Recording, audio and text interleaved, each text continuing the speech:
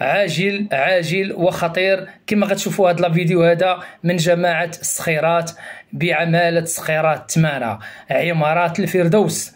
غادي تشوفوا هاد الحالة يرثى لها ديال هاد البني، يعني الحيوطة مشققين واصلين لواحد المرحلة اللي هي صعيبة وتيخص يكون التدخل العاجل. شوفوا لا فيديو. الله تعالى وبركاته.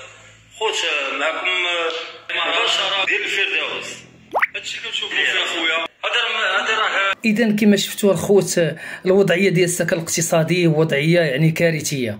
كما شفتوا هاد الحيوطه هادو مشققين، وهاد الدار هادي راه جات في السفلي، فهاد الدار هادي يعني لا قدر الله يعني راه مهدده.